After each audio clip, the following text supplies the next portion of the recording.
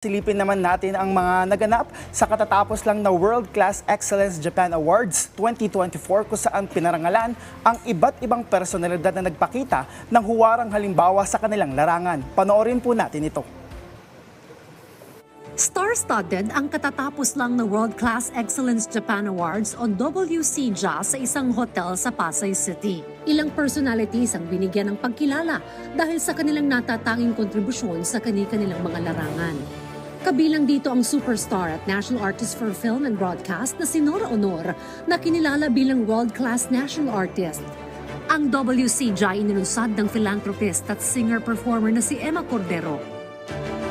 Naging successful po ang World Class Excellence Japan Awards nang dahil po sa mga taong napaka-supportive. Talagang hindi po namin inaasahan na lahat po sila darating ngayon. Sa larangan naman ng media and arts, binigyan ng pagkilala ang isa ring National Artist for Film and Broadcast Art na si Ricky Lee bilang Most Distinguished Filipino Writer.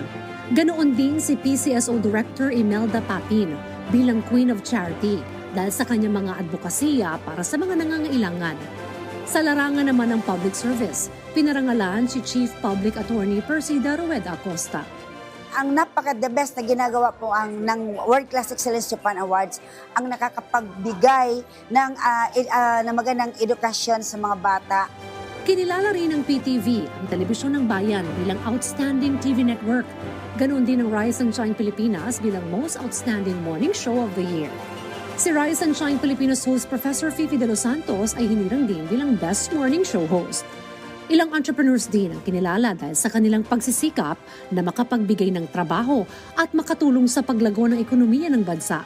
May mga Pinoy beauty queen din na nagmula pa sa Japan ang binigyan ng pagkilala. Nakatanggap din ng pagkilala ang iba pang mga natatanging individual sa larangan ng akademya at health profession.